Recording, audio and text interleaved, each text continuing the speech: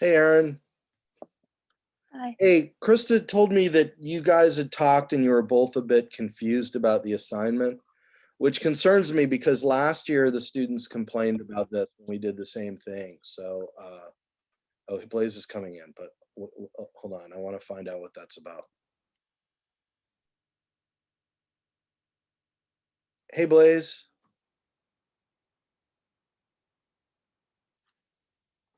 Morning.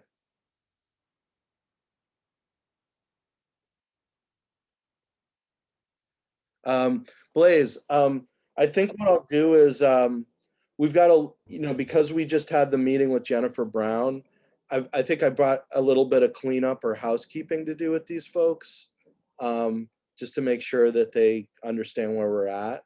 So let me take care of any questions or confusion they have about that, and then I'll introduce you and you know let you roll with it. Another part of it is that I've sort of suggested, like I talked to you about, which is that they can ask you questions and kind of treat you as a source for their law story, but they're probably a little confused about like how to do that. So I should maybe explain that a little. Is that okay? Before we, Yeah, that's fun. Sounds good. okay. So Aaron, are you clear at all at this point, or are you still confused about? You saw my email, right?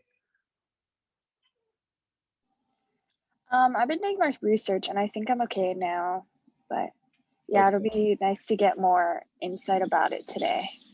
Okay.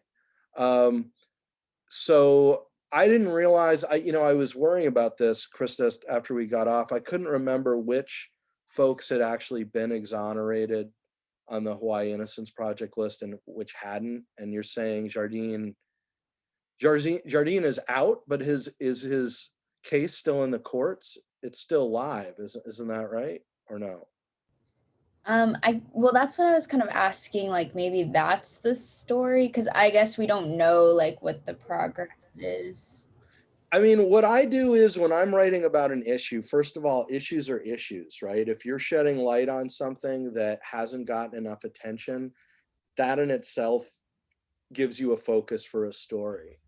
But it's always going to be, and now that we have Blaze here, who I'll introduce in a second, it's always going to, what you need is news in a newspaper. So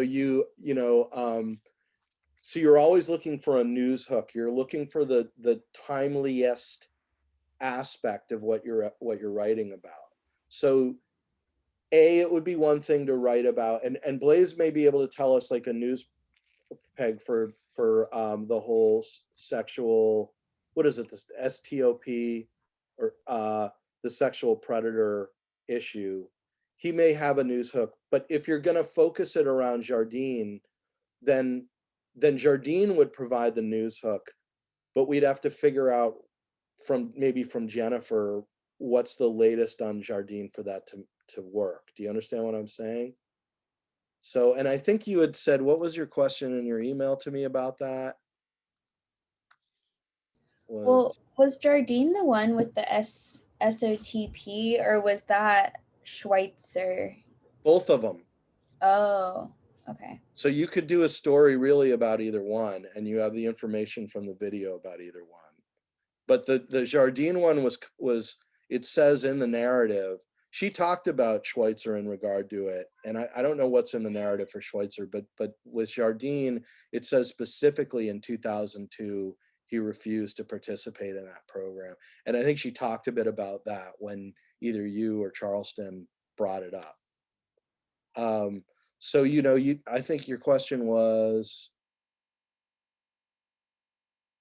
um, maybe we can discuss how I could find that information. So you're talking about where in the legal process? I think what we need to do is send an email with all the names of the people we want the current status on from Jennifer, and Jennifer can tell us where things are at in the legal process with each case.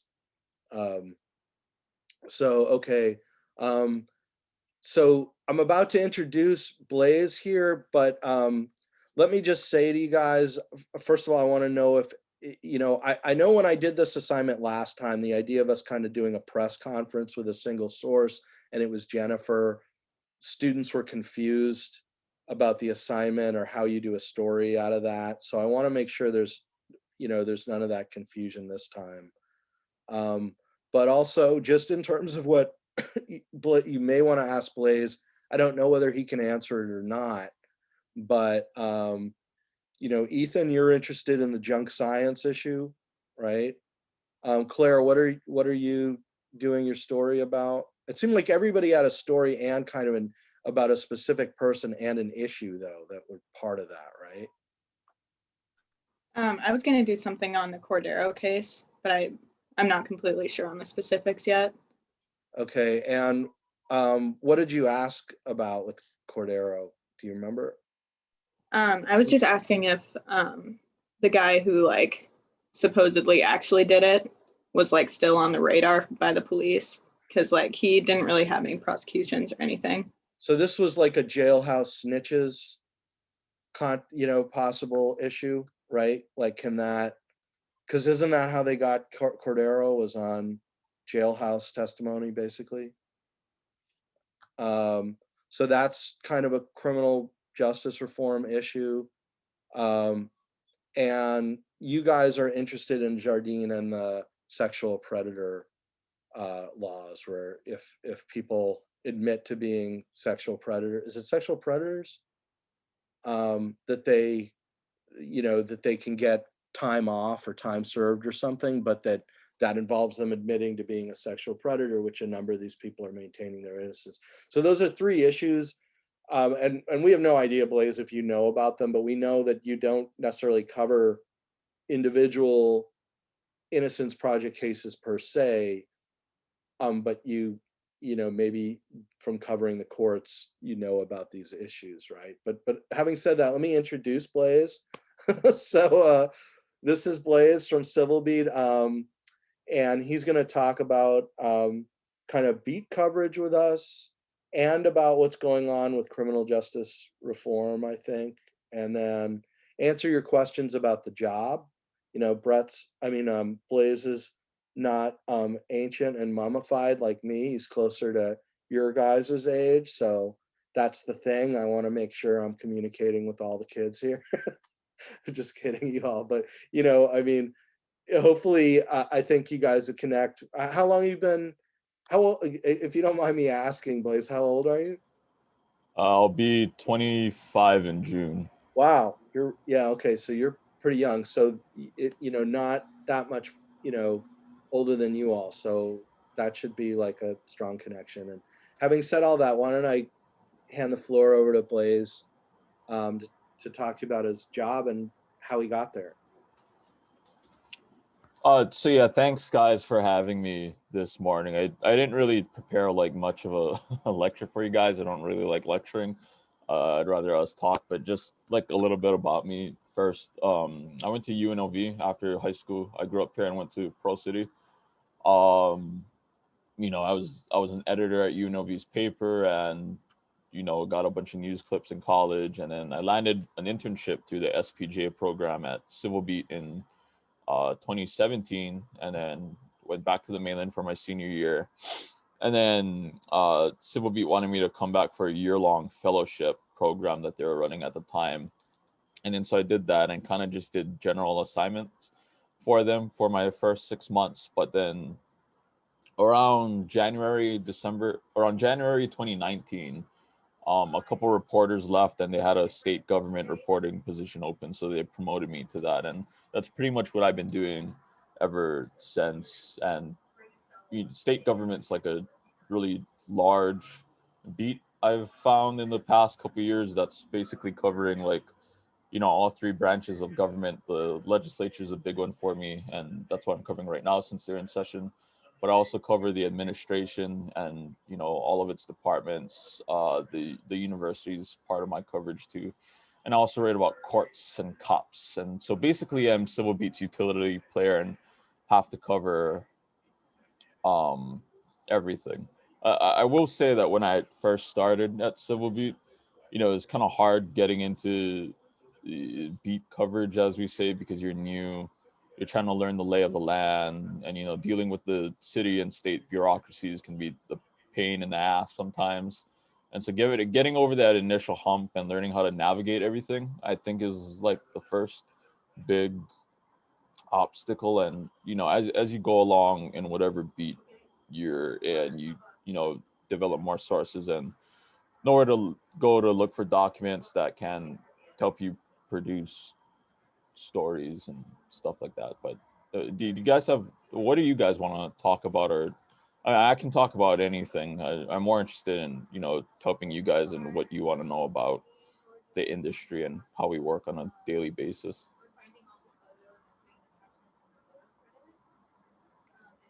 You guys have any questions? I got one that I can give them. You guys know I'm always ready with questions, but you guys have anything?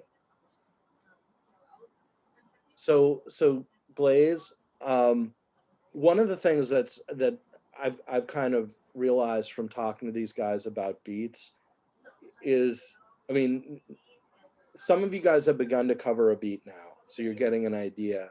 But I think one thing that's maybe important to understand, if anything is important to understand at the get-go, is how we call them all beats, but how different each individual beat is, right? Like every beat has its own quirks or its own unique challenges and its own unique things that are involved in doing the job. Would you agree with that, Blaze? Yeah, I definitely agree. And I think it's, and depending on if you're going into a newspaper or broadcast, I think it also really is different. There are a lot of stations, most of their TV reporters are just general assignments. So you would be covering, just a random assortment of things every day. Whereas like us over at Civil Beat, we have specific issues that, deal with Hawaii that we focus on when we don't, have to be chasing everything all the time, unless you're me, because I just need to cover everything. But for example, like Suvan Lee, who taught one of these classes last year, she was, she specifically covers education, and specifically it's pre-K through 12 education. She doesn't really touch the colleges. So that means, staying in touch with a lot of teachers and principals. And she also has to cover all of the Board of Education meetings and stuff like that. And so I guess it really depends, certain beats, and it depends on your interests too. Like if you're a general assignment reporter or a business reporter, let's say, you'll get to, you might not be in covering as much government meetings or legislative hearings as someone like me who covers the legislature, or like our city hall reporter, who in that case you're pretty much covering like a government meeting almost every day or at least once a week and getting stories out of that. So it really depends on what your interests are, and hopefully when you get out into the field your editors will play to those interests and won't force you into anything. So Krista, you had brought up, I think it was in one of the previous assignments, but I just gave you feedback about it, the issue of how you're learning to do meeting coverage, right? How you had talked to, I'm trying to remember who you talked to about it. She's now at I think she's at the Star App, but she's one of our students, one of our majors. She's still finishing up. What's her name? Are you talking about Cassie? Yeah, Cassie. Sorry, Oh, Cassie is in the background. Is that her? Yeah, oh, I that's didn't her know right you. there. Hey, Cassie. That's crazy. It doesn't look like you because of the distortion of the lens. I didn't recognize Cassie in there. But yeah, I'd forgotten that you guys knew each other. But yeah, you had talked about how Cassie had given you advice on covering meetings. I was probably just bragging about Cassie. I'm just kidding. Yeah, she had helped me a little bit with like ASUH coverage and like how to listen to meetings. So but you haven't actually been able to be physically at a meeting to cover it, right? Because of COVID? They're all virtual. So they do like Wednesday at 6 p.m. ASUH meetings. Right. So I wonder, Blaze, if you want to do you have anything you can share with, if Cassie wasn't working, I'd invite her to weigh in on this too, but, to share about, what it's like to cover a meeting and, like Krista hasn't had the opportunity to cover one in real life. So the differences between covering a meeting and in like real time and in person versus virtually. Yeah, definitely. I was telling Suvan's class this last semester, like, I think if I was a student now, I'd be having a pretty hard time doing this because, I mean, it's just so hard to cover a meeting virtually. Even we have a hard time with it. I just personally don't like doing stuff on Zoom or virtually. I mean, it makes it, on one hand, it makes it more convenient because, you don't have to drive to a meeting location and it's a little bit quicker. But on the other hand, part of the reporting gig is, you also have to be an excellent schmoozer and, talk story to all these people before and after the meeting. Right. You can get a feel for the room, you can see who's lobbying on certain issues, and, more importantly, if you're writing a daily story that day, after a big decision, you can go up to, board, council, legislative member and ask them to comment on something that, just happened and figure out what's going on. And I think that that's getting lost while we stay in these virtual meetings. Then, so like I reiterated to Suvan's class, it's harder, but you kind of have to, I think, find like the contact information for a lot of the board members beforehand and try to get a sense of, what issues are coming up and who might be interested in those issues, since you're not going to be able to like see a lot of times you're not going to be able to see who's in the virtual meeting. So it makes things a little bit more difficult. Yeah. I mean, I think like one thing that, Blaze is getting at is that when you're covering a meeting, you're like moving around the whole time, right? Blaze, I mean, was that kind of your experience with it, that you're, sorry, I'm trying to find this clip from like the beginning of when I covered city government to show what I'd showed you last time we talked. But I was always, while a meeting was going on, I might be going to find the person who spoke last to get their name and phone number so that I could follow up with them. And also just so that I could attribute whatever they said during the meeting to them. I might be stepping out of the meeting to talk to a staff person who had just presented, so I could make sure that I got the details right about what they were talking about, or to find out a bit more information that was missing. So, you're putting all this stuff together while the meeting's going on. And if it's going on Zoom and all you have is a screen to work with, you can't do any of that, Yeah. And so that's something, Krista, that I think you'll learn from. And I think maybe more to the point of all that, Blaze, do you want to say anything about, to me, the whole thing about, like, if every beat has its challenges or its main things, the headline for me about any kind of government reporting is what we call the process story, which is like, this policy and then this step, and then that's, the boring process stuff. And what you're trying to do, what I was always trying to do in covering government, was people don't give a crap about process. They want to know how it's going to affect them, and they want to understand the stuff in real concrete terms. So your job is to understand the details well enough to be able to cut through it, to translate it into human terms. Do you feel like that's been your experience with it, or do you see it differently, Blaze? That's totally been my experience with this, cutting through all the bullshit first.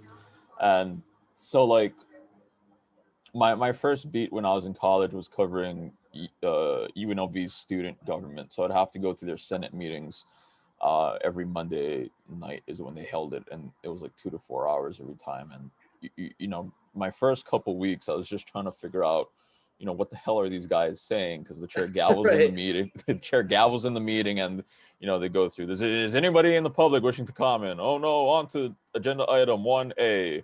approval of the minutes, and then on to agenda item 2A, the budget, and you go through all these reports and just trying to figure out like, what is it these people are actually saying was the initial big hurdle to get over. But I'm glad I got over it in college and wasn't stuck in a council meeting somewhere trying to figure out what Chair Tommy Waters is trying to talk about, and I'm missing a really big news item that other more experienced reporters would catch on. And I really think these government meetings, they make them boring on purpose so that we can't figure out what's going on. And so that's why it's They our job do. to I mean, figure that out.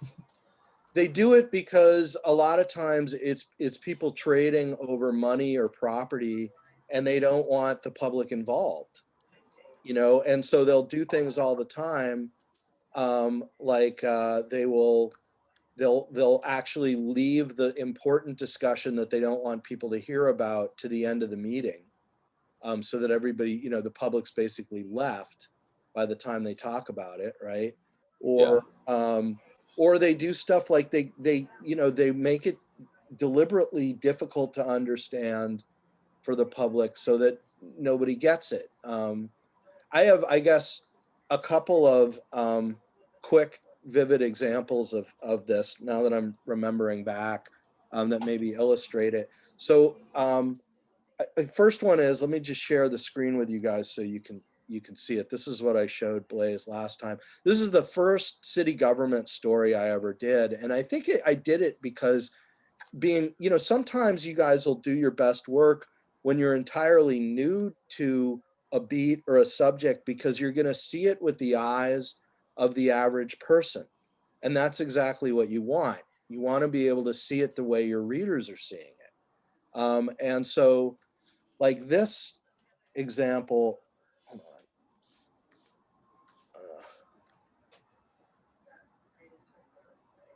Wait a minute.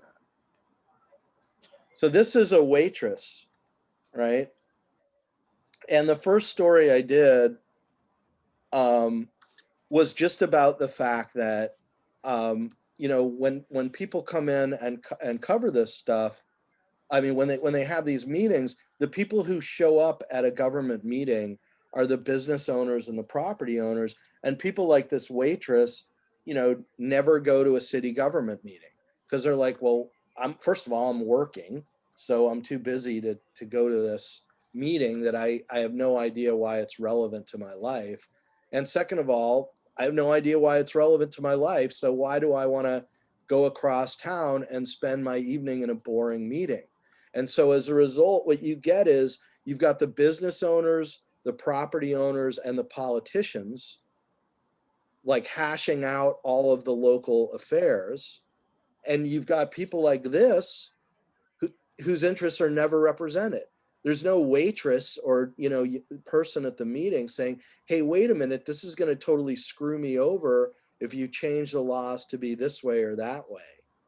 And it's not like people are hopping on to live stream. So that's just one example of kind of where I saw, as an outsider, I saw a story that I thought would appeal to a lot of readers and maybe bring more readers in, but wasn't about the kind of the details and the weeds that they get into in government. Another two really quick ones were, so when I lived in Florida, in South Florida, and I covered city government, there were whole communities of people living in trailer homes, and they had been living there since like the 70s. I was a reporter there in like 2004, 2005. So these were people who a lot of them were from the Midwest or wherever in the country, who moved down to Florida, settled in trailer homes, and had been living there for decades together as a community, like in their retirement. And they had become like families. I mean, they become these incredibly close communities because they're communities of retirees in Florida. Well, real estate developers had bought up all their land and was evicting them all and bulldozing out their homes because all the people living in the trailers didn't own the property on which their homes sat. So they'd been living in Florida together as a tight community for 20 or 30 years. All of a sudden they get a notice like, hey, you've got 3 or 4 months to leave. and we're bulldozing you out of your home. Why? Because they were redeveloping all the trailer parks as these multi-million-dollar places, which, as it turned out, we had the 2008 crash. All of this redevelopment for these luxury apartments was like just stuff for these people to make money on these. They were bankruptcy schemes. None of this was going to make money. So you had dozens of senior citizens losing their homes that were going to get kicked clear out of Florida. And I remember once it was raining really hard, and this crowd of seniors showed up at our newspaper office, like, and it was raining, so they all had to crowd into the lobby to like talk to me. And it was a really weird position because you're like a local reporter, like you don't even know if they recognize what you look like. And suddenly I've got like 50 people in a room, like appealing to me because they're going to lose their homes. And it was like, look, I'm not an activist. I just cover this for the paper, right? But one of the things that became really clear that was important is that these people are not experts in government, right? So they're trying to save their homes, and people are moving in a million different directions. And what I did was I came into the lobby and I got them on the phone with the attorney who could represent them all to say, like, look, stop worrying about whatever weird detail or tangent they were running off and chasing down. Like, these are the things you need to worry about. And these are the things that we need to get organized. And so what I'm getting at is a lot of your job, a lot of what's being is unique about being a government reporter is cutting through all the nonsense, being able to see the forest from the trees, being able to understand the stuff, to be able to say, look, if these people aren't clear about point A, B, and C, they're going to lose their homes in the next few months. So they really need to know they need to take care of A, B, and C, or else it's all over for them, right? And I guess the third thing was just real quick was the government in Isla Mirada. You can imagine something like this happening in like in Hawaii, but they started saying, because it's an island and we have to tightly limit development, every piece of property you have is given a certain number of, like, it was like monopoly money, like a certain number of like poker chips, so to speak, right? So that if I own a 2-bedroom and it's mine, I own the property, right? I'm given 2 chips or whatever. Well, what they started to do late at night in the city government meetings is that some of the real estate owners were also on the council. And so they started playing with the chip system to like twist the system in a way that would advantage them, because they owned a certain kind of property. They wanted as many chips as possible. They basically wanted to break open the whole chip system so they could just have unlimited development on the island and do whatever they want, which would hurt all the people who are residents who weren't landowners, right? And the thing is, because it was a chip system and all this type of thing, it was incredibly difficult for the public to understand it. So I pointed out, I did a story called like, the headline was like a toilet tank top. And I pointed out that the way that they were determining how many chips something would get was that it was written on the inside of people's toilet tanks, right? In their, like, you lift up your toilet tank and there's the lid to it, and there's like something inscribed in the porcelain there. And that's how they were determining how many chips people got. And, it just gave a sense of like how surreal the whole thing had gotten. So you find some like specific, concrete, real thing to show people, to show how confusing it is or how messed up it is, right? I don't know if, Blaze, that's kind of what, you were giving an example, right? Of like just being lost in the meetings when you first came to them, right? Yeah. You brought up another thing about like obscuring what's happening and then kicking like agenda items down to later in the meeting. The police commission actually just did this yesterday with Susan Ballard's evaluation. Susan Ballard's the HPD chief.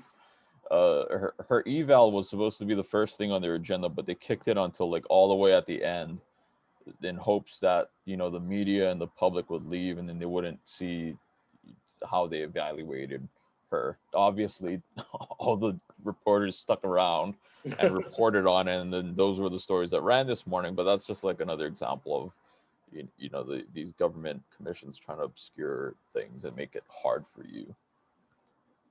And I think Cassie might have been in the same class as Mark Ladau, who wrote the story for the Advertiser today.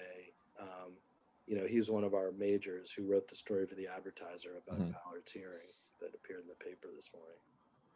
It's good to see he has really good news writing skills now. I wanted to, I think a whole other discussion that we could have about it, Blaze, would be about covering the cops.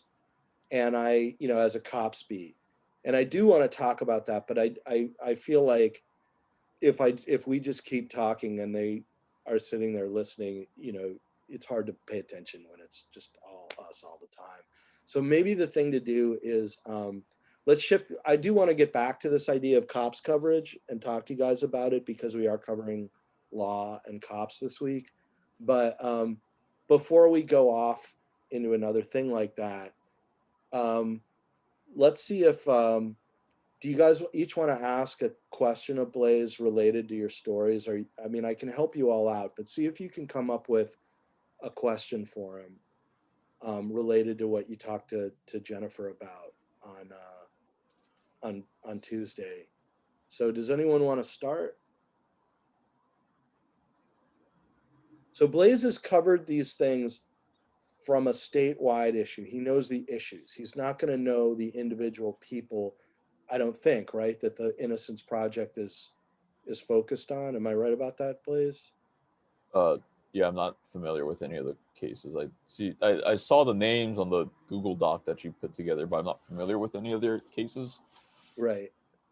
So I don't know, Aaron, do you want to maybe go first?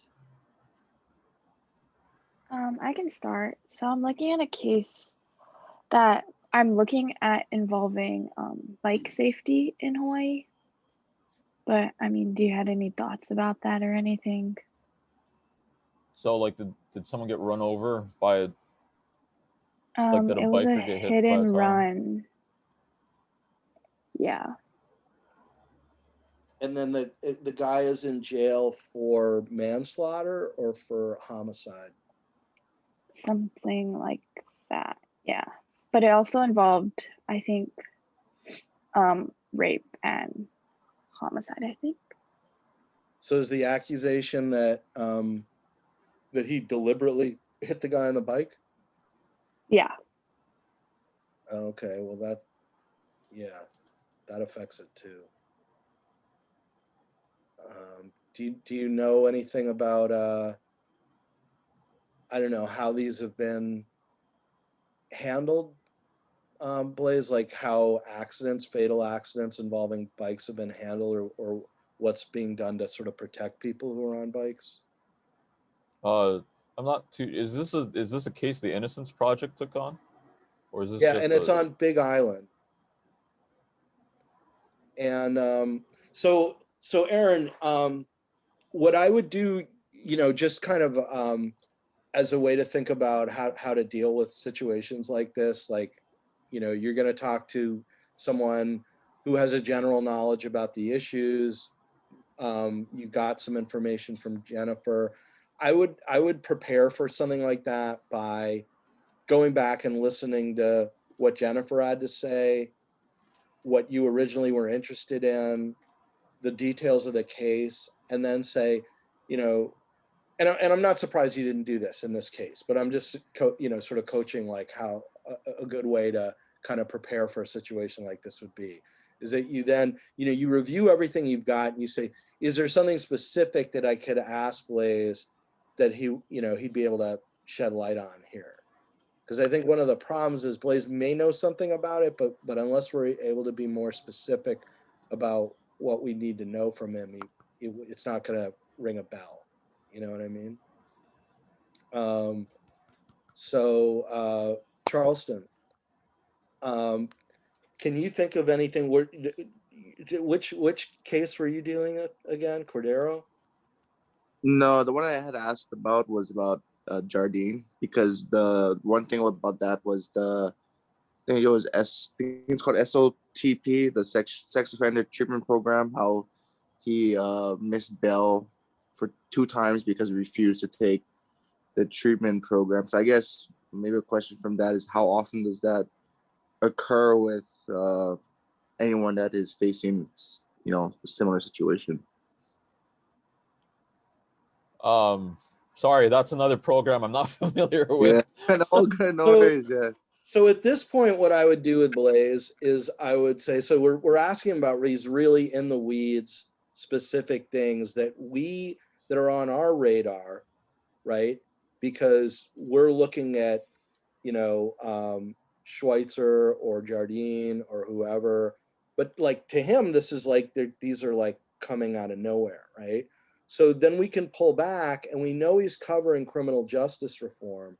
So what I would say at this point is, Blaze, the kind of stuff that we're getting into, like Ethan was looking at this idea of like a hair sample that turns out to, people are really questioning the forensic science of hair samples, right, Ethan? Right? I think it was just that specific hair sample, because it was nowhere near the scene of the crime that they found it. That was the whole issue behind that. Yeah, but the narrative says the whole science of hair samples is now something that they're saying is maybe not so good. In other words, and Jennifer, what? Maybe I overlooked that. Yeah, I mean, and Jennifer pointed out, she said, remember, she used the example of fingerprinting too, that they used to always believe a fingerprint was 100% unique, and it's not. And she gave one other example, I'm trying to remember, where, the whole science of forensics is being reevaluated as our technology has moved forward, right? So, I mean, you may have a specific question there, and Blaze may know it, but anyway, my point is that there were a variety of reform issues that, because the Innocence Project is looking at individual cases, are coming up. And you had mentioned to me on the phone that criminal justice reform is a big thing with the state legislature this session. And Blaze actually couldn't meet with us over the next couple weeks because he's going to be so busy with the ledge wrapping up all its business. So what I would say is, a more general question that he can answer, like, we've heard the headline about bail reform, right? And we can talk about that, but especially if one of you guys is still struggling with a story, because that's a really meaty and timely one. But why is this whole issue of justice, like, are these other questions we're asking about part of, you think, what's on the table right now, and why all of a sudden all this attention to criminal justice reform? That was actually one of my thoughts, was if any of your cases are being, I guess, at what point in the judicial process they're at. One of the big problems in Hawaii is our jail population, and you've probably heard about it. In the past couple of years, Hawaii has had overcrowded jails for many years. I'd hazard to guess that in almost all of your cases, your people are being held, it's called pre-trial, so they haven't been tried for the crimes that they're accused, yet they're probably sitting in a jail cell somewhere. I was actually just looking at this. Our jail report that the Department of Public Safety put out yesterday, it looks like, a good chunk of the people sitting in our jail system right now are, pre-trial. So they haven't actually been convicted of the crimes that they're accused. And so this has been a big problem for people here nationwide, because, in the U.S. justice system, you're guilty until you're proven. You're innocent until you're proven guilty.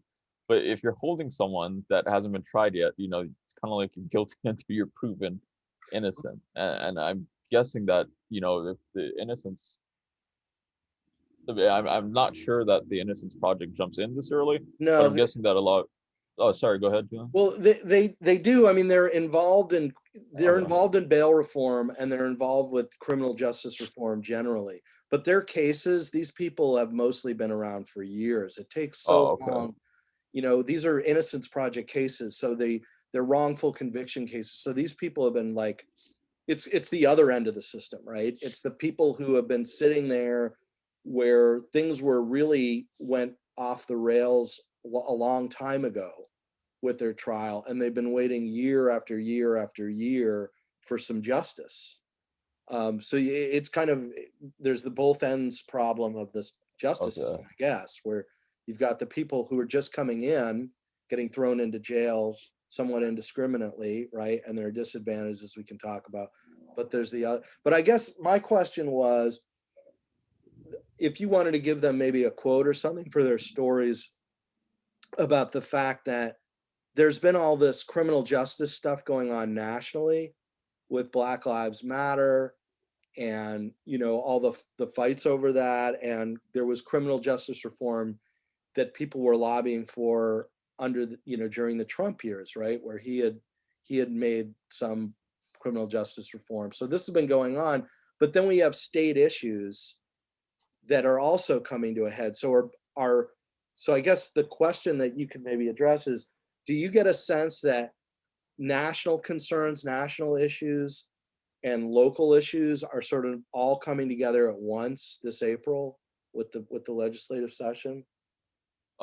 That's not the sense I'm getting. If you spend any reasonable amount of time in Hawaii, you come to realize that our state legislature loves to kick the can down the road, as they say. They've developed toes of steel from kicking the can further and further down the road. And while the rest of the nation is moving in one direction, oftentimes you find Hawaii is just not catching on the boat. And I'll use like police reform as a perfect example. In the legislature, the majority of police reform bills have already died this session, a lot of them without even getting a hearing.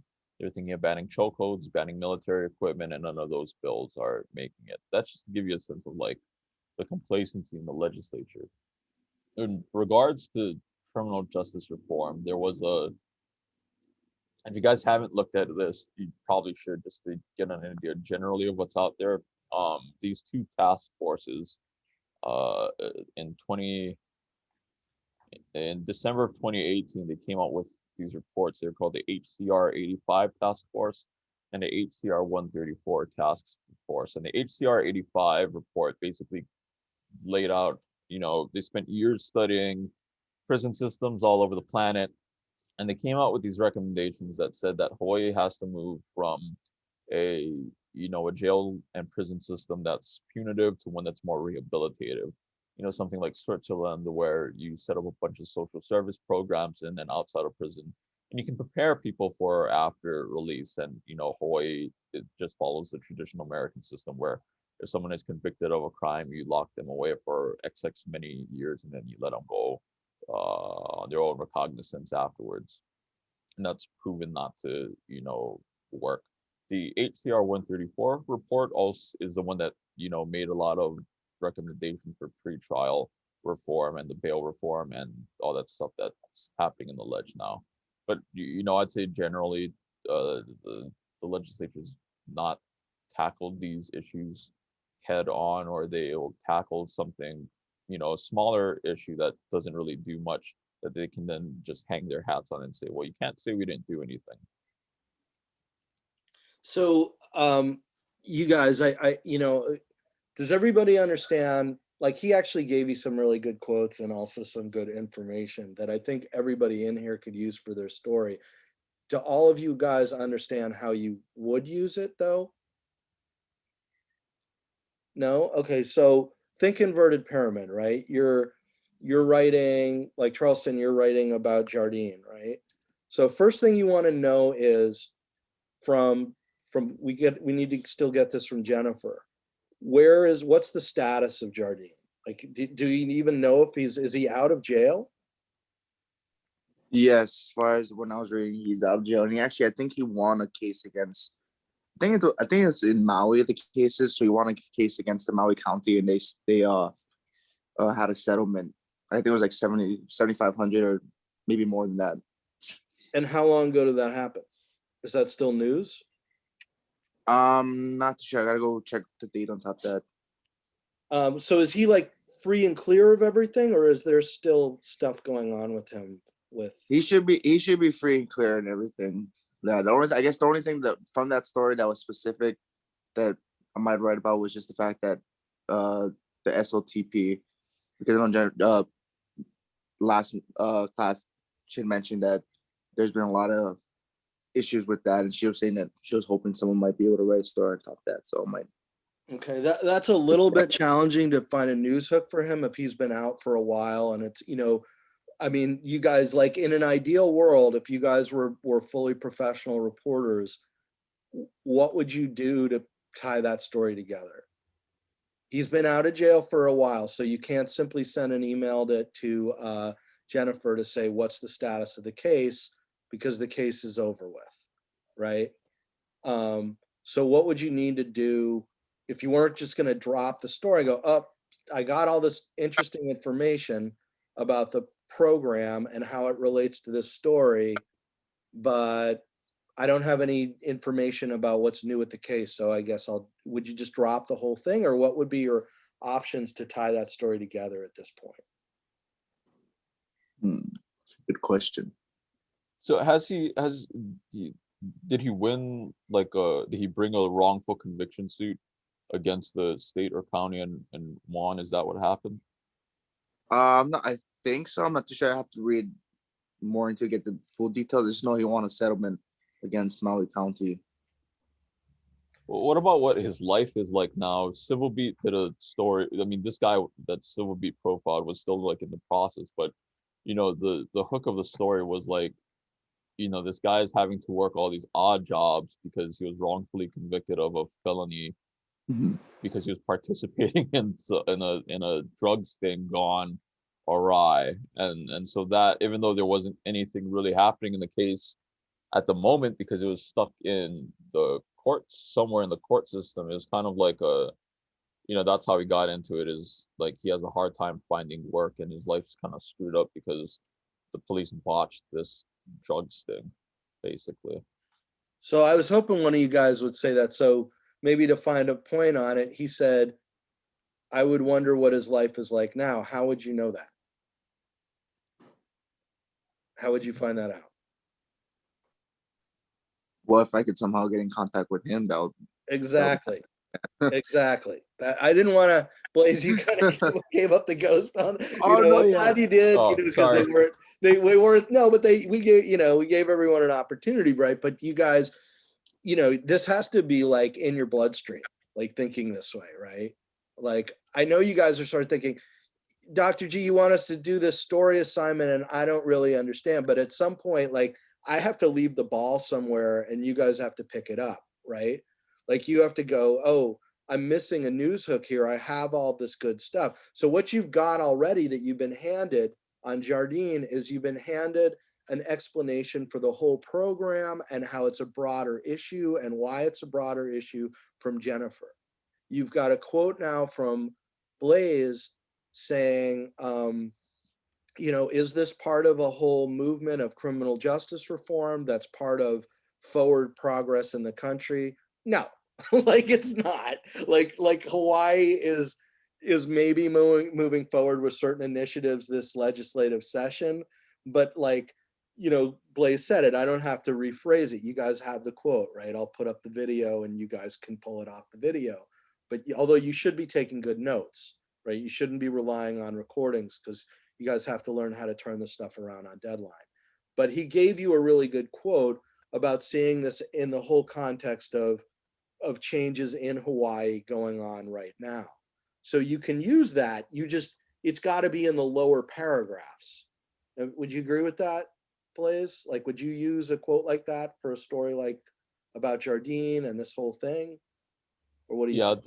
I'd throw it down though for the pullback part. But like the other thing I was thinking of, does anyone know, does the Innocence Project, do they have like staff attorneys that are representing these people? They definitely do.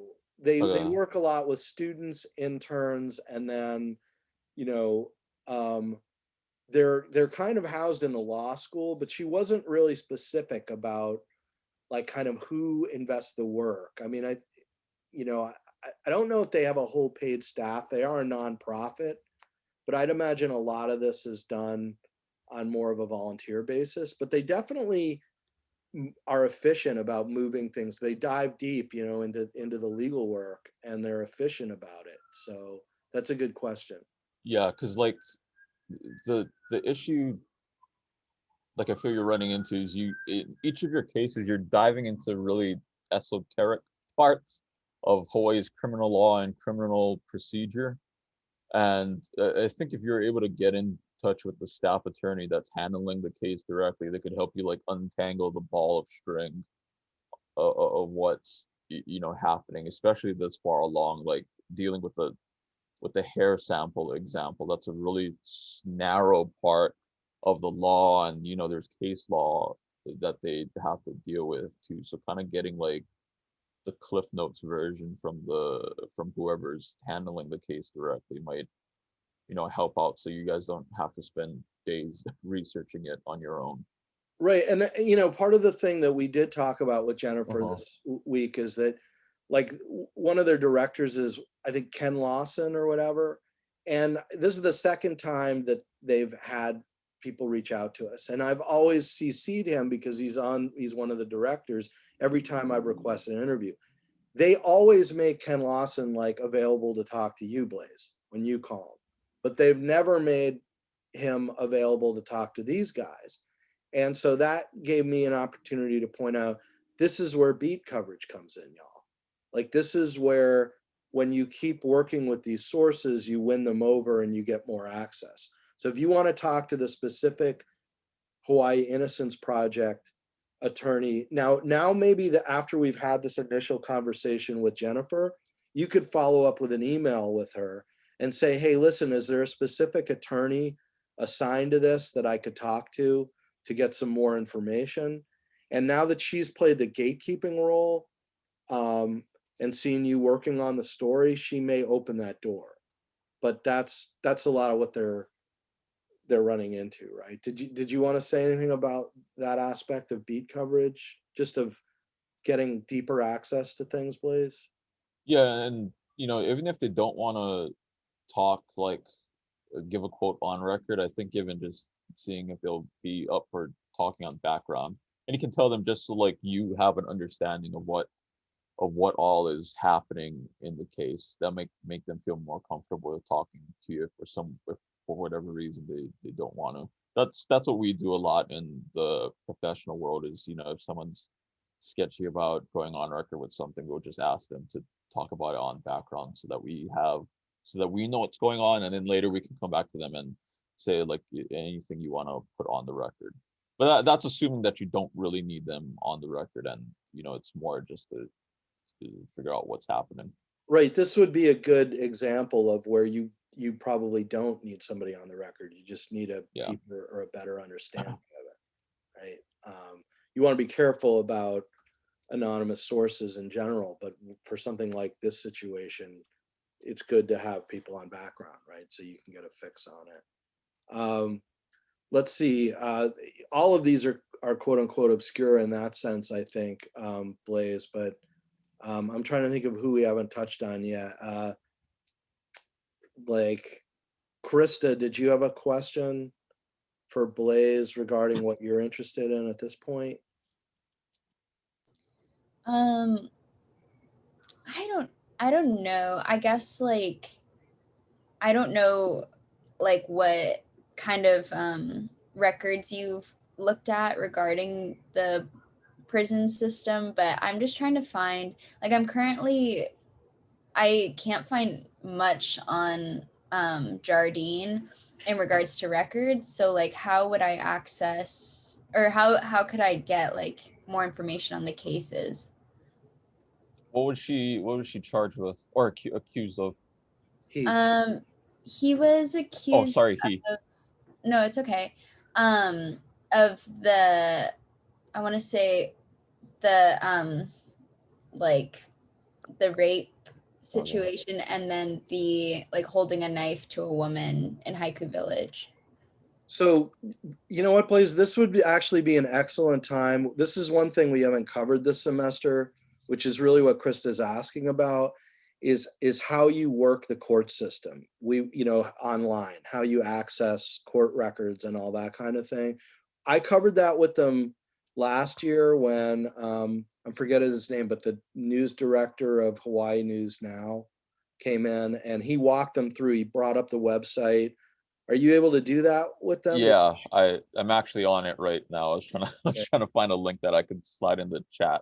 Well, you can, I made you a co-host, so if you want to share your screen and just show them, Oh, okay, cool. Because I know how to like access the ledge information, but I don't think this is something that would be in the ledge. No, Like, and it's it's a not whole, it's a good question. I'm glad you brought it up, Krista, because there are different courts, different jurisdictions, and Blaze has a good understanding of this. So are you guys looking at my screen right now? yeah. So it's called, you need to go on the judiciary website, and usually I just Google, it's called eCourt Kokua. And this is where the state, before they used to just dump civil cases here, but now they dump all civil and criminal cases. The problem is that now I think they've hidden it behind, I think you have to have what's called a Jeff's account, but let's see if we can go into it without logging with that, and we can. So like you're on eCourt Kokua, you just scroll down to click here to enter eCourt Kokua. Can you maybe, do you have a clear enough understanding of this, Blaze, that you can explain to them the court jurisdictions that we're dealing with? Like, is there a city district court, like a municipal court, there's federal, right? There's state Supreme Court. Yeah. So I'm assuming all of their cases are with the state and not in the federal jurisdiction. Right. Yeah. Because they're all state.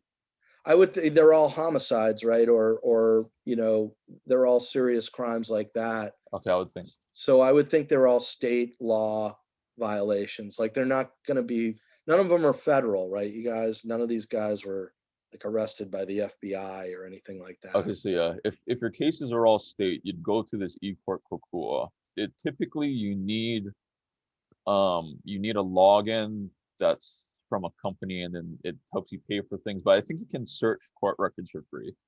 And so Hawaii has 4 judicial circuits, but it's numbered 1, 2, 3, 5 because they got rid of the 4th circuit a few years ago. It's really weird, but anyway, it's like if you're dealing with a case on Oahu, you're in the 1st circuit. But eCourt Kokua lets you search things. If you have the case number, you can plug that directly into the website under case search.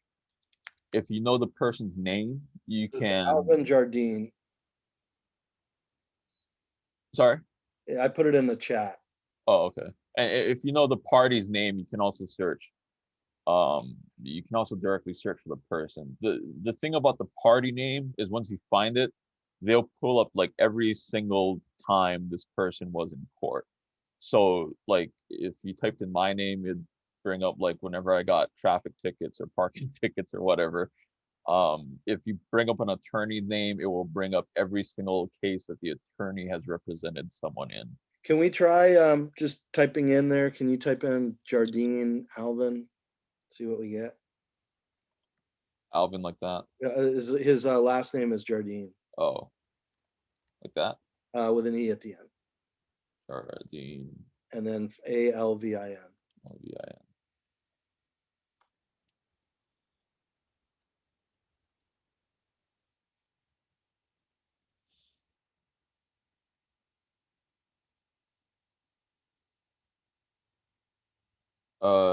Is this the guy? Yeah. Alvin Jardine III.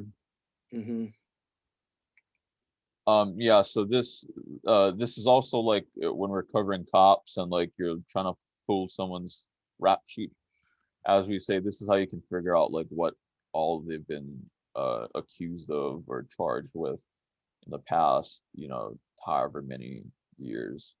Um, the other hard part is figuring out which case the Innocence Project took up, but they should be able to tell you.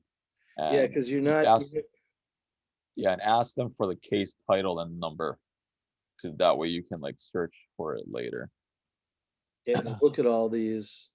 I mean, you could go back to the narrative if you had to, Krista, and see if you can line up years or dates with some of this, but you're not getting a lot of information, right? You're getting some, but you know, there's a lot there's a lot of stuff coming up with criminal written complaint. You know, that's obviously you're not looking for traffic citations, you're looking for the criminal written complaint, right? So then you can click on each individual one, but you're having to go through a lot of weeds. And so then you find the right record, right? And then do you have to, are you able to view this entirely online, Blaze, or do you have to pay for access? Before we actually had to go in person to the courthouse and prove these, but now most of them are uploaded on PDF. I actually haven't used it. Let's see if we can look at one of these documents. So whenever you look at cases in the Hawaii court system, it'll come out like this. And so you'll have a case summary with the, you know, the date it was updated, the status of it. You'll be able to see the counts. So in this case, Alvin was, you know, charged with criminal contempt of court. He pleaded no contest to it. And if you scroll down in almost every docket you'll use on this website, you'll see all these PDF things. So let's look at the complaint. Yeah, so complaints are what the state use to initiate a criminal case. So that'll have a narrative. So then we'll be able to see from that what he is alleged to have done. So yeah, the public site, you still have to pay for it. Civil Beat has a we have an account with them, with the state, so that's what we use. So I can always pull complaints like whenever I want to, but they charge the public apparently. Yeah. So I'll just like to mention that this is another like issue in the American judicial system, is access to records. If you were, you know, charged with criminal contempt of court and were not a news reporter who has an account with the state, you'd have to pay. Let's see, you'd have to pay. How much would you have to pay? You'd have to pay like money just to see what you're being accused of if you didn't get it from the prosecutor for whatever reason. And this is another problem in every single state, including on the federal circuit. You need to pay money to get access to these documents that, you know, you really should have access to. Right. So there's another thing this brings up, but I guess maybe to tie this up, it looks like given the limitations of this, Krista, what we'd need to do is we'd need to reach out to Jennifer and find out what we were looking for, because Blaze could go fishing at this point.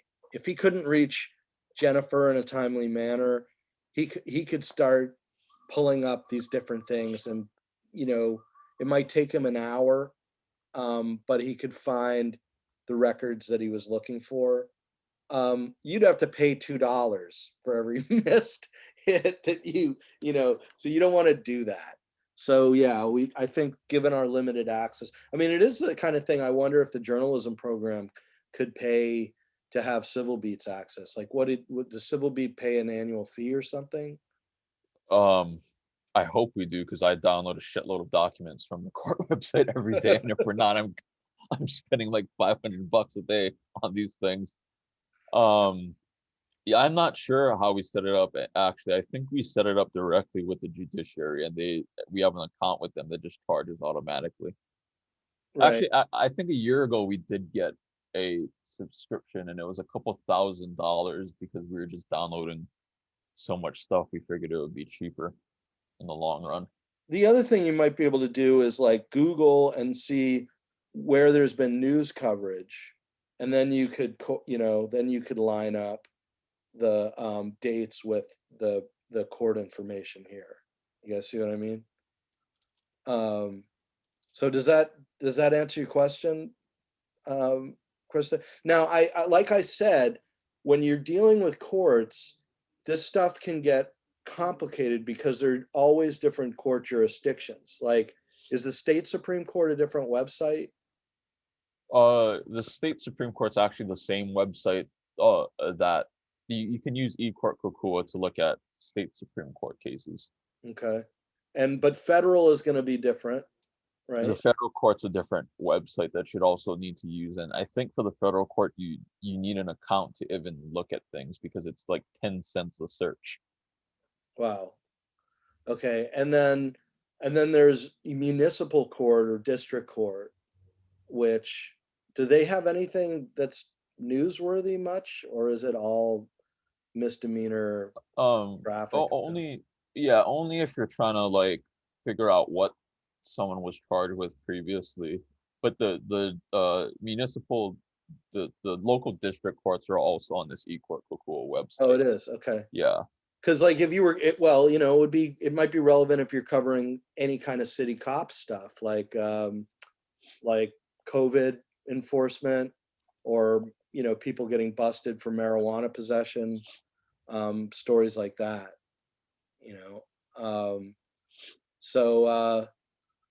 Yeah, I mean, one of the things I would have done with you guys instead of the way we're doing this, if it wasn't COVID, is I would have given you guys probably a month of just free ranging time. I would have given you a deadline, but I would have given you a month to do the deadline. And I'd say, catch a murder trial. Like, make sure you can show up and actually watch a murder trial in action and cover it. Because I have to say that was one of the, covering my first, I mean, you guys did that Sosa trial. I think that was the first murder trial I ever covered. And, it's just an incredible experience as a journalist. And it's very eye-opening to see kind of what you can do as a reporter, like what worlds it opens up for you or whatever. But because of COVID, I'm not able to do that with you all. So it's good that Blaze walked you through this. Nate, you weren't able to be here because of travel on Tuesday, but do you have a sense yet of what you want to cover, or you still need some time to figure it out?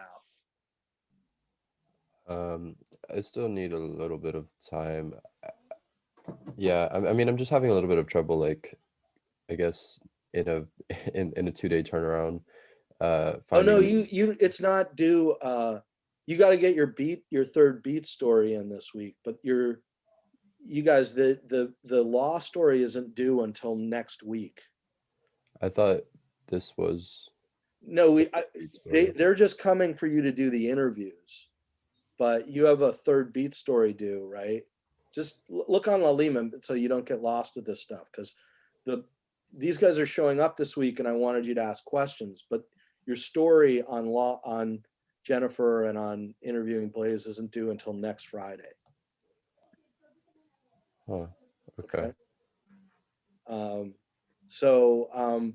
What you might want to do, Nate, is, and we didn't get quotes from Jennifer about it, but we could get follow-up from her, is do a story about bail reform, because that's a huge thing. It's happening in the legislature right now. So you'd be right with the reporters like Blaze in covering it as it's breaking news.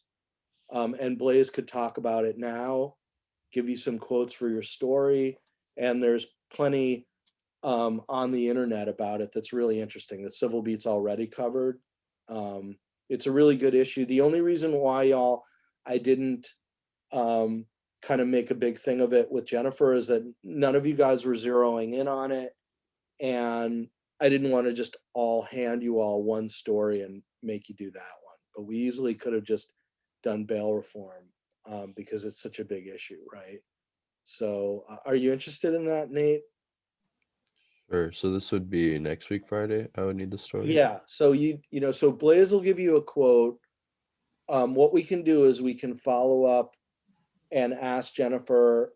What I would do is, since you're the only one who I think would be covering it, does anyone else need a story or want to do bail reform? It's a big issue, and everybody seems like they're already kind of far along with it. No? Okay. So what I would do, Nate, is I would maybe reach out to Jennifer and say, could you, could you talk to me about bail reform? Do you have like 20 or 30 minutes? And, you know, I guess maybe Blaze can give you a couple of other people that you could reach out to alternatively, and he can be one source for your story about it. Okay. Yeah. So Blaze, you want to kind of maybe give them an overview of it, and then maybe I can ask you a question or two, or Nate Yeah. can. Nate, just before I forget, definitely reach out to the ACLU of Hawaii, the American Civil Liberties Union. They've kind of been spearheading the effort the past couple of years in the legislature to reform. It's called money bail. You might also want to get the other side of the story and try and call a bail bondsman. Before, we all used to talk with Dog the Bounty Hunter, but since he's out of the business, we've kind of had to search around for new bonds people to represent the industry. There's also going to be like alms office, right? The state, Yeah. although they may not talk to you, Nate, because I'm sure they're getting swamped by the press calling. And there's also the legislature. Are there people? I mean, you can go to the public access room to ask about this, Nate, but are there people that you would really recommend reaching out to within the legislature, like representatives or senators or committee chairs, whatever? I actually can't remember who introduced the bill. If I can find it by the end of class, I'll put it in the chat. But or you can look it up on the Ledge website later. But generally, just to give you like a primer on money bail, it's been an issue here and pretty much in every state. If you get arrested, they require that you have the cash to bail yourself out once you get taken to the station. If you don't have the cash, to get yourself out, then you'll just sit there until a judge decides that you're free to go. And it's kind of an inequity in the court system, because if you've got the money to bail yourself out, then you can go free, and if you don't, then you stay in jail, and you could be sitting in jail for the same crime as someone else who had money to bail themselves out. So it's kind of like an equity thing in that sense. It also contributes to the overcrowding that we see in the jails later on. If you just get stuck there, we've looked for this before, and we've always tried to find like who's sitting at OCCC the longest because they couldn't afford, their bail. That's always been like a story idea that we've tried to pursue that we never did. But if you're able to figure that out, that'd be a good one. The earlier I talked about these two task force reports. One of them was HCR 134. One of their recommendations was to eventually end, reform bail and cash bail, basically because of those inequities that we talked about. Steve Alm has actually supported ending cash bail when he was campaigning for, city prosecutor. Now he's kind of walked that back, and he's been telling us in testimony and in statements that he doesn't want to end cash bail, but he wants to do it eventually when there's a system that can replace it. On the other hand, you have advocates like the ACLU that want to get rid of it, immediately because of the inequities it's causing. One of the things that's fascinating, so that I can't argue enough. I think you'll be sold on the story, Nate, if you just read this opinion column, Restore Justice and the Cash Bail System. One of the things that's fascinating is that people are like 5 times more likely to be convicted of the crime they're accused of if they can't make bail. Now, I wonder if maybe that statistic is confusing, because maybe the reason they can't make bail is that the bail is high because, what they're accused of is bad. But I thought that was kind of a startling statistic, right? That let's see if I can find are you familiar with that, Blaze? Not with that specific statistic, but just another thing I forgot to point out: the movement isn't to end bail for everybody. So like, if you're a Catherine Kealoha that committed criminal conspiracy you'd still need to put up bail to get out of jail. If you murder someone, you still, the court's still going to assign high bail. What we're talking about is, non-violent misdemeanors. Your traffic infractions, like things with drug charges where, non-violent drug charges. So, you're selling weed to a friend or someone caught you with weed on you and you weren't like in a gigantic gang shootout over, crystal meth. So it's non-violent, misdemeanor. It's really low level charges that they're trying to eliminate cash bail, not like higher offenses. Yeah, I mean, and I think one of the biggest points is that how disruptive it is to people's lives. If they're thrown in jail, they'll lose their jobs. If they have family members that depend on them, how that throws their whole lives into turmoil. So it's a huge issue, right? And there's a lot of like very serious inequity involved in it, right? Yeah. I mean, that's the thing. You can get jailed for a pretty low, offense. To be quite honest, like I think driving so many miles over the speed limit would count as a misdemeanor, and then that could get you jailed and your car impounded. And let's say you were speeding on the highway, Friday night, the judge isn't going to be there to get you out of your cell until Monday morning at the earliest. And if your docket's backed up, you could be sitting there even longer. And it's like a couple of days of work you miss, and then on top of that, you have to go get your car after. So it can be a real pain in the ass even for people that didn't commit something that we'd think of as being criminal. I had Yeah, a quick clarifying question, please. You Yeah. said Civil Beat was trying to find someone that was in OCCC for like a not making bail for like a non-violent misdemeanor to profile.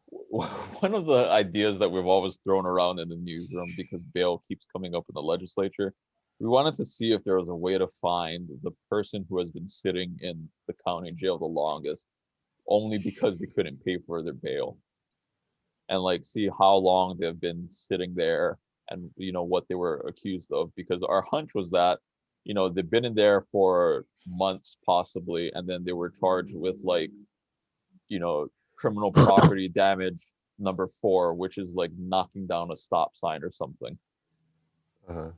So just like a human interest story, and then you kind of just sprinkle in the bail reform.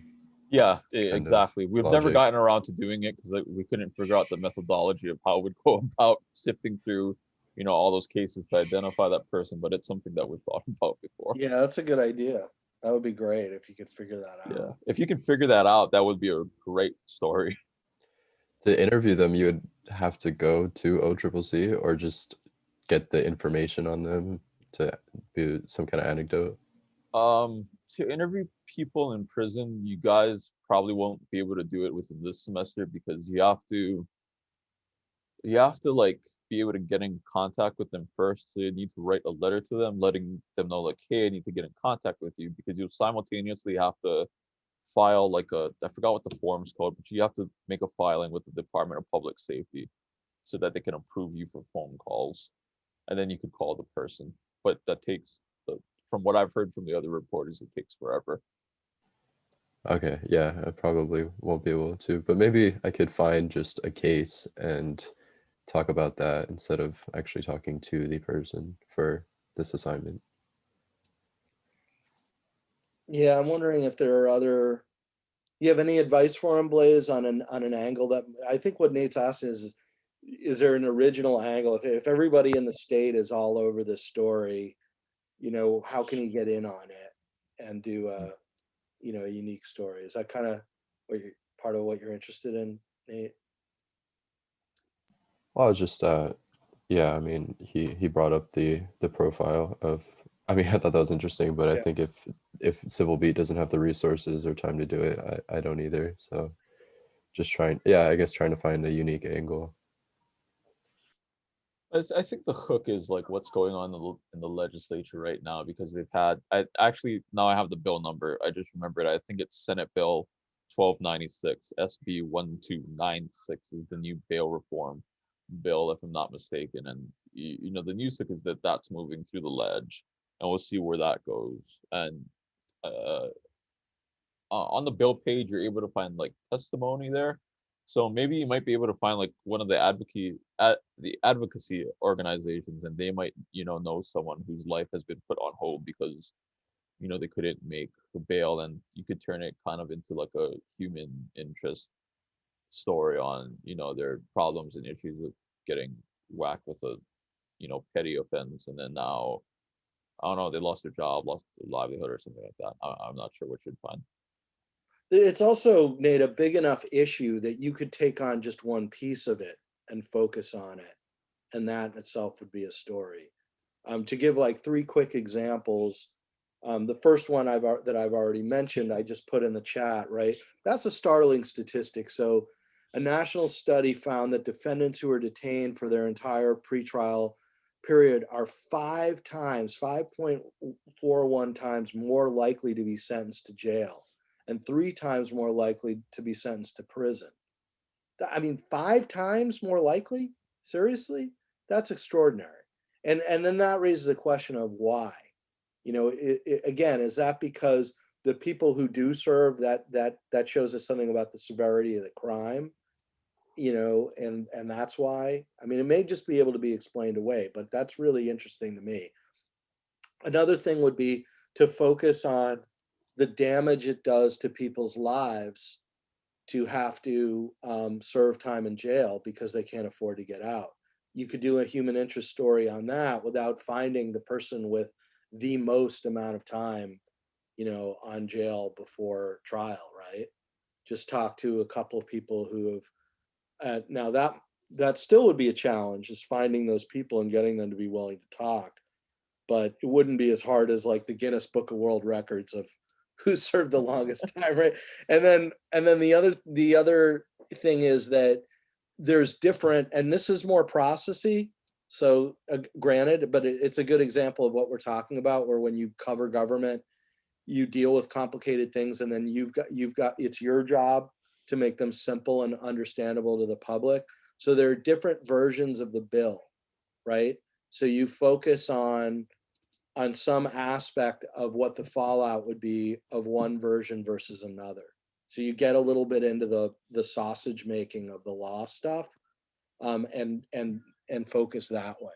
And now any of those 3 things, I think, could be a way of doing coverage that would be different than what somebody at the Star Ad or the Civil Beat would be doing, right? Would you agree with that, Blaze? Or Yeah, I think all the points you just brought up are, doing exactly what we're trying to do.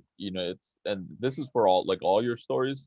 And even when you go into the professional world, we always like to find like that little strand of information that's kind of interesting and just yank on that strand and, pull it as far as we can. And a lot of times those tiny strands of information, like that statistic on the bail that Gorbak just read out.